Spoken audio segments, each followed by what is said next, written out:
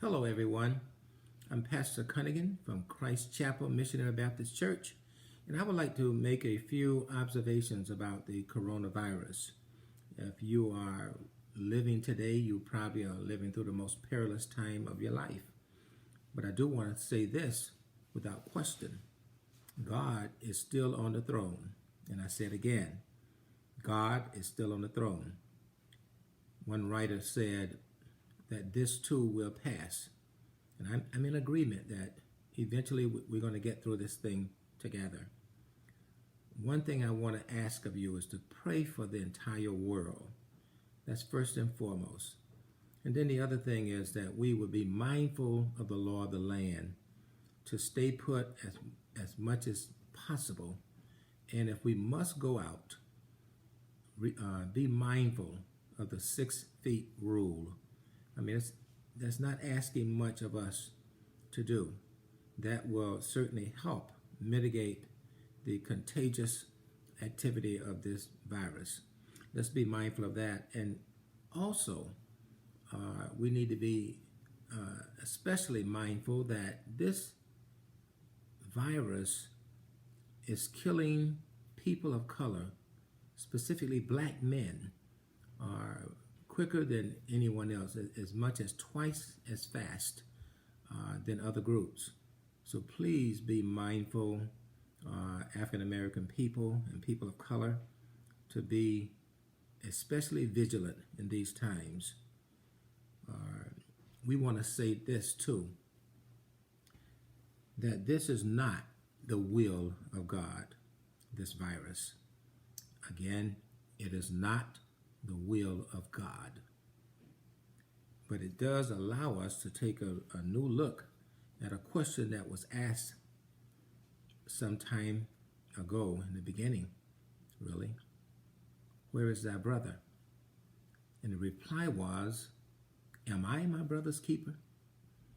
I think the virus has exposed us that we might need to address that and answer the question. Coronavirus is global. It's killing all people, regardless of geography, language, color, or gender. It has put us on a common ground, and we have determined our real enemy. We have spent extraordinary amount of monies building up our military budget. As a matter of fact, we borrow from any other budget to make sure the military budget is surplus. And I took a look, if you would consider this, I took a look at what we have in stock at this time versus what we don't have in stock. And what we have in stock, some of you may not know what the B-2 Spirit is, but it's a stealth bomber that's capable of carrying a nuclear warhead to any place in the world and destroy millions of lives. Now, in stock, we have 21 of those, 21, at the cost of $2.1 billion each. And I do mean billion with a B. I got 21 of those in stock in case you need one. Assault weapons. When I searched the internet to determine how many are there was no number. It's too many to count. We heard in the last 10 years or longer that we have the right to bear arms. Amendment number 2. And lots of people went out and bought guns. Some households have multiple guns, and some have 30, 40 guns, assault rifles, which we can find pretty readily on our streets today.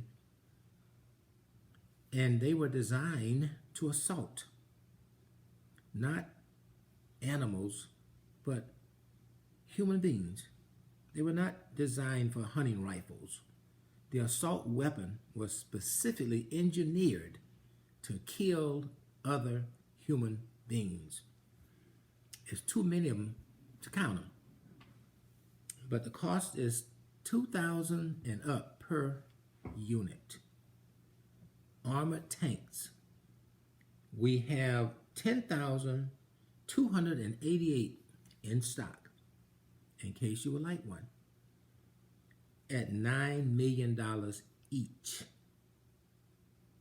Atomic bombs, and we are the United States, the only nation to ever use one, but we have 32,040 available at last count. It's a lot of atomic bombs. In other words, we have enough weapons of mass destruction to destroy the world several times over and killing all living things. In addition to all these weapons, there's other nuclear gases and other things that can be used to destroy man. Am I my brother's keeper? Perhaps the world will take a new look at its priorities.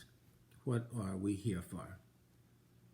In a brief, eye-opening moment, we went from stockpiling stealth bombers at $1 billion each to stockpiling tissue paper at 89 cents a roll each. My, how the mighty has fallen. We boast of how many nuclear warheads we have. China, Russia, the U.S., and several other countries all have the nuclear ability to practically destroy the world as we know it. And sadly, it took a pandemic global disaster to synchronize mankind to a common cause, finding a cure for this coronavirus. Every nation is feverishly scrambling to come up with a solution to save lives, and rightly so. But should we have been doing this all alone? Because is the enemy the person who disagrees with us and lives in another clime or speak another language? Is that the real enemy? Because the common denominator tells me that the real enemy is not people, but is hate. Hate is the real enemy.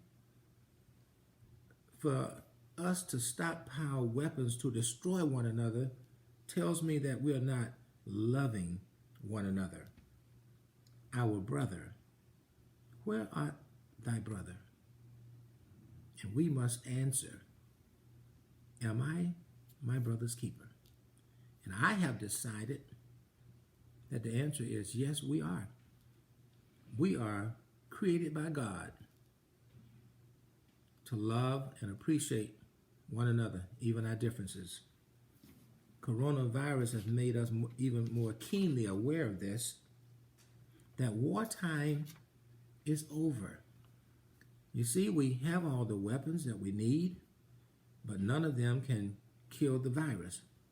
We have our amendment right, Second Amendment right, but with every gun that we have, can you go outside and shoot it? Can you shoot this virus in the head and be done with it? And we'll live happily ever after? The answer is no. Can we nuke it to death? Can we trot over it with our atomic weapons or drive over it with our tanks? None of these things is a solution to the real enemy. The real enemy is coronavirus. It's killing us all, whether we atheists or whether we believers. Doesn't matter. Whether we straight or gay, doesn't matter. Whether we black or white, doesn't matter. What does it say? Isn't it time to revisit the question, am I my brother's keeper? Wartime is over. As the great prophet Isaiah said in the biblical days, it is time for us to beat our swords into plowshares and pruning hooks. It's a time for peace. And did not our God say to us, peace on earth and goodwill toward all men.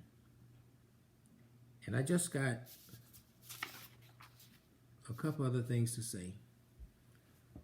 But wait, we got breaking news. All of you are familiar with breaking news. We got breaking news. Here's a word from Jesus. Let me share with you what he's saying. We interrupt this program for this important message. And it says, Jesus says, thy will be done on earth as it is in heaven.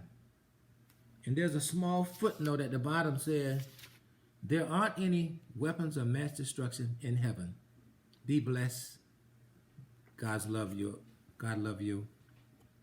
Pray for the whole world. Amen.